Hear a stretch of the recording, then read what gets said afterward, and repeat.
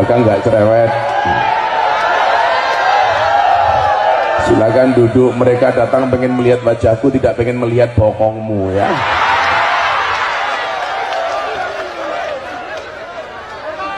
Di saat rame-ramenya virus corona, saya harus berangkat karena saya ada janji pengajian di Taiwan dan di Hong Kong. Ternyata begitu sampai Taiwan dan Hong Kong, alhamdulillah baik-baik saja. Dan Anda tahu virus corona itu asal muasalnya dari mana? Dari kota Wuhan, Cina. Dan ternyata setelah saya selidiki, virus corona itu berangkat dari cangkem yang celutak. Kenapa saya katakan berangkat dari cangkem yang celutak? Hewan yang seharusnya tidak dikonsumsi, dikonsumsi. Makanya kenapa kemudian dalam Al-Maidah 27 itu soal makanan diatur. Apa yang boleh dimakan, apa yang tidak boleh dimakan. Ketika Allah memperbolehkan untuk memakan, berarti ada kebaikan. Tetapi ketika Allah melarang, pasti ada keburukan. Ini virus berangkat dari cangkem geragas. Jelas hewan-hewan yang tidak boleh dimakan, dimakan, dikonsumsi. Apa? Sop kelelawar. Kalau di Indonesia namanya sop codot. Kalau pemilu namanya sop kampret. Makan kodok, dimakan, disop. Akhirnya apa yang terjadi? Kampret dimakan, cebong dimakan. Maka terjadi transfer virus dari hewan kepada manusia. Maka disitulah kemudian dibutuhkan agama. Dalam bahasa Sanskerta, A itu tidak, gama rusak. Orang yang punya agama insya Allah hidupnya tidak rusak. Amin. Jadi Banser punya agama insya Allah hidupnya tidak rusak. Amin. Saya besok masuk surga dikawal oleh Banser. Banser itu kan tugasnya survei lokasi. Jadi sebelum kiai masuk surga, surganya disurvei oleh Banser. Begitu surganya siap, kiainya masuk, Bansernya keluar lagi.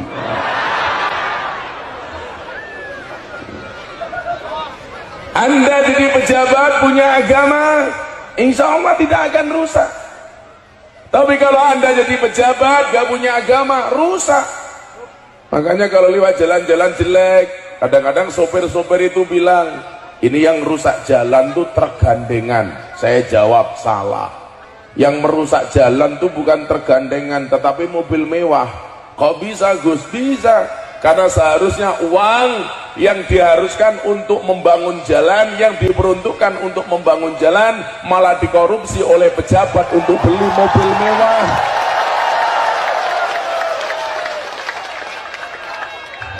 Betul? Maka itulah bedanya Ketapang dengan Jakarta.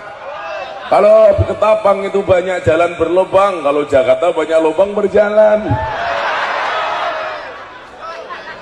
Dan saya paling suka ngaji dengan lubang berjalan. Kita doakan pejabat kita selamat, amin. Mudah-mudahan besok suamimu kiai, rambutnya gondrong. Makanya besok kalau kamu punya cari imam yang tahu agama. Kalau ada cowok gak ngerti agama, gak mau kenal dengan Allah, mendekati kamu, kamu tolak. Bagaimana? Allah saja ditinggalkan, apalagi kamu. Kan jelas. Kalau cari suami, saya bilang Banser prioritaskanlah. Kenapa Banser? Jelas kiai saja dijaga, apalagi hatimu. Lah, kan kelihatan wajah-wajah Banser jomblo ini. Kasihan amat, berakit-rakit ke hulu, berenang-renang ke tepian. Mantanmu sudah ke penghulu, kok kamu masih sendirian?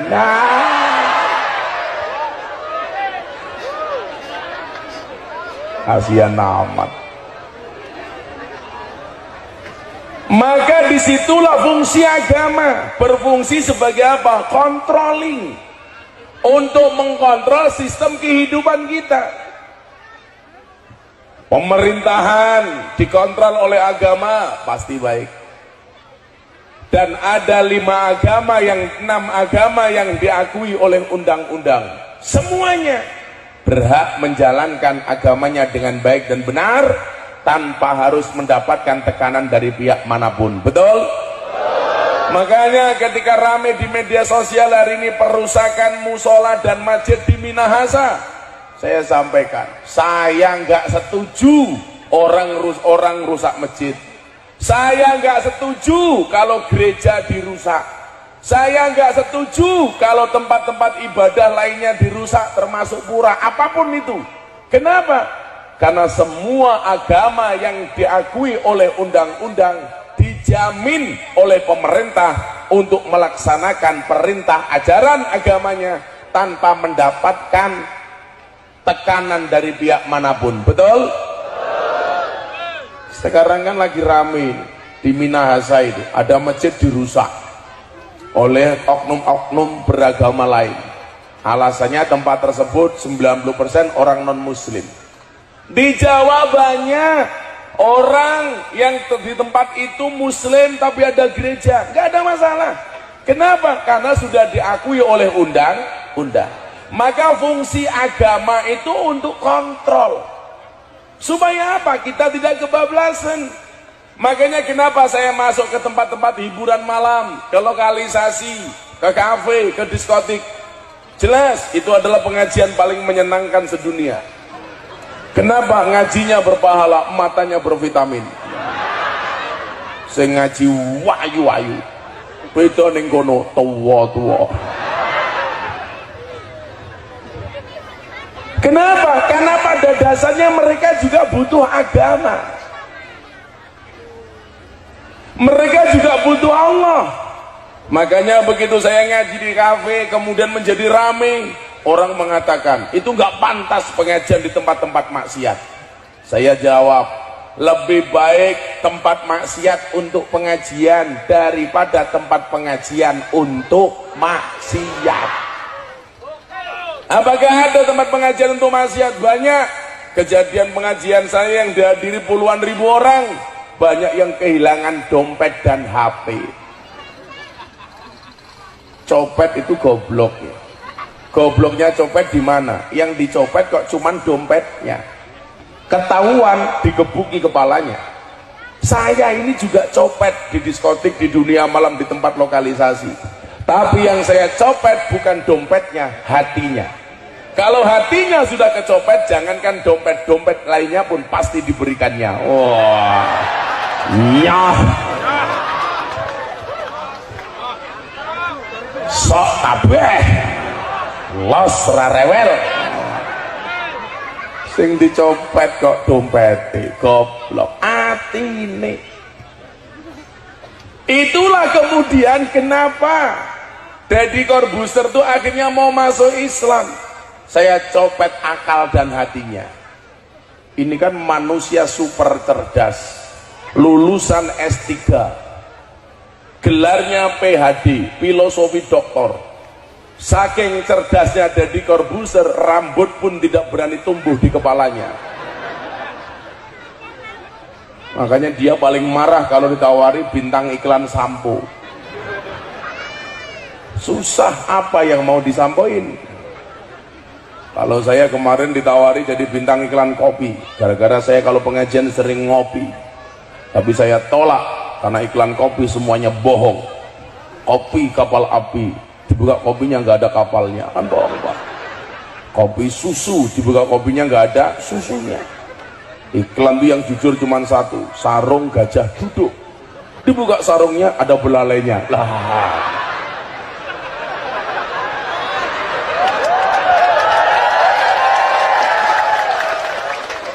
Kalau nggak percaya silakan dibuka masing-masing. Karena seringnya saya ngopi Pak, dan kopi yang saya minum cuma satu, kopi pahit. Kalau kopi susu jelas saya tolak. Kenapa? Karena membingungkan. Kopi ini ngajak melek, susu ini ngajak turu lah. Makanya kalau dikasih kopi susu biasanya saya siasati. Kopi ini tak ombe, susu ini tak cekeli kayak gini. Kopi susu.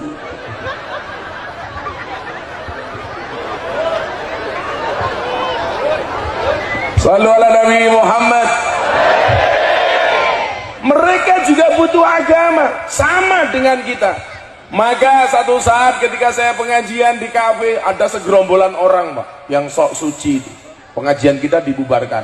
Membubarkannya pun pakai teriakan takbir Allahu Akbar. Jadi Allahu Akbar untuk membubarkan pengajian saya di kafe. Kejadiannya sesaat sebelum saya datang. Begitu mbak-mbaknya sudah ngumpul, mereka siap-siap mau pengajian, tahu-tahu gerombolan ini datang. Kafenya diserang, botol dibanting dan lain sebagainya, sehingga mbak-mbak ini trauma untuk datang pengajian. Waktu itu saya jawab, kalimat takbir yang suci digunakan untuk membubarkan pengajian. Hebatnya di mana?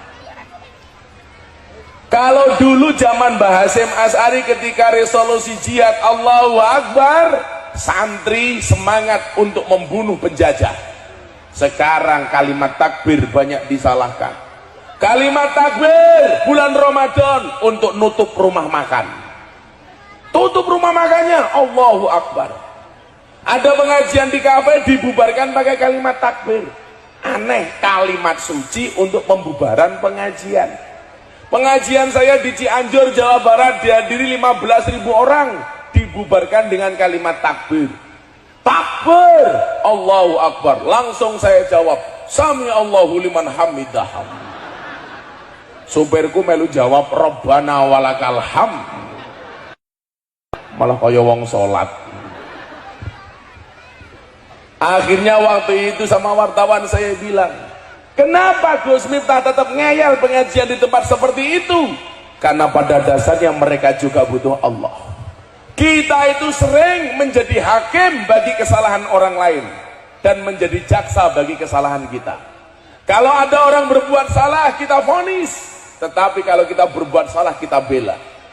Hakim bagi kesalahan orang lain dan jaksa bagi kesalahan kita sendiri. Maka saya sampaikan, apakah mereka tidak butuh Allah? Butuh. Makanya kenapa saya sering ngopeni anak-anak pemabuk, lokalisasi, mbak-mbak PSK, WTS, lonte, begenggek, telembok. Karena mereka juga butuh Allah. Saya ngopeni para pemabuk, anak-anak yang disingkirkan oleh masyarakat gara-gara punya tato, gara-gara telinganya ditindik. Santri saya